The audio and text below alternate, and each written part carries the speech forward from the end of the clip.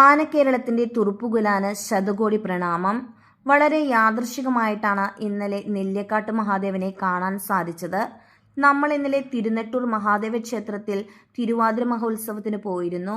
ഉത്സവത്തിന്റെ ഭാഗമായി നടത്തുന്ന ആനയൂട്ടിൽ പങ്കെടുക്കാനാണ് പോയത്.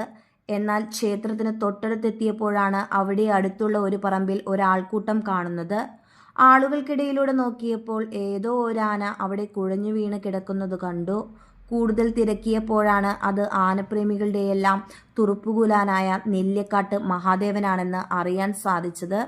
അവൻ വീണുകിടക്കുന്ന കാഴ്ച കണ്ടപ്പോൾ ഒരുപാട് സങ്കടം തോന്നി. അവനെയൊന്ന് ജീവിതത്തിലേക്ക് തിരികെ കൊണ്ടുവരാൻ എല്ലാവരും ഒരുപാട് ശ്രമിക്കുന്നുണ്ടായിരുന്നു. പക്ഷേ നിർഭാഗ്യവശാൽ മഹാദേവൻ ഈ ലോകത്തു നിന്ന് യാത്രയായി.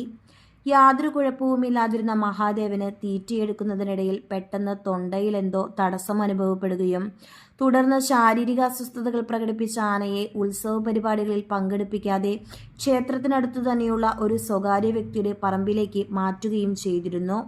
Kodungallur senior veterinary surgeon doctor Girish സ്ഥലത്തെത്തി ആനയ്ക്ക് വേണ്ട പ്രാഥമിക ചികിത്സകൾ നൽകിയിരുന്നു. തുടർ ചികിത്സയ്ക്ക് കൊണ്ടുപോകാനായി ആനയെ ലോറിയിൽ കയറ്റാൻ ശ്രമിക്കുന്നതിനിടയിൽ മഹാദേവൻ കുഴഞ്ഞു വീഴുകയും ഉടൻ തന്നെ മരണം സംഭവിക്കുകയുമായിരുന്നു ചെയ്തത്. അവസാന സമയത്ത് മഹാദേവന്റെ വായിൽ നിന്ന് രക്തം വരികയും ആന വാ തുറന്ന് ദീർഘമായി ശ്വാസോച്ഛ്വാസം ചെയ്യുകയും ചെയ്തിരുന്നു. ആനയുടെ വയർ വലുതായി വീർത്തിരുന്നു. ആനയ്ക്ക് കുടിക്കാൻ കൊടുത്ത വെള്ളത്തിൽ നിന്നും ഇൻഫെക്ഷൻ വന്നതാണെന്നും അവിടെയുള്ള ചില നാട്ടുകാർ പറയുന്നുണ്ടായിരുന്നു. വളരെ യാദൃശ്ചികമായിട്ടാണെങ്കിലും ഈ കാഴ്ചകളൊക്കെ കണ്ടപ്പോൾ മനസ്സിന് ഒരുപാട് സങ്കടം തോന്നി. കൂത്താട്ടുകുളം ശ്രീധരീൻ ഗ്രൂപ്പിന്റെ അധീനതയിലുള്ള പരമേശ്വരൻ നമ്പൂതിരിയുടെ ഉടമസ്ഥതയിലുള്ള ആനയായിരുന്ന നെല്ലിക്കാട്ട് മഹാദേവന് ഏകദേശം 50 വയസ്സിന് മുകളിലായിരുന്നു പ്രായമുണ്ടായിരുന്നത്. നിലമ്പൂർ കാടുകളുടെ വരദാനമായിരുന്ന മഹാദേവൻ തീർത്തും ശാന്ത സ്വഭാവിയായ ഒരാനയായിരുന്നു.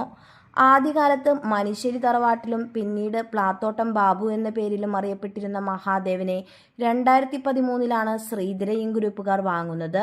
തുറുപ്പുകുലാൻ എന്ന സിനിമയിൽ മമ്മൂട്ടിയോടൊപ്പം അഭിനയിച്ചതോടെയാണ് മഹാദേവൻ ആനപ്രേമികൾക്കിടയിൽ പ്രശസ്തനാവുന്നത്.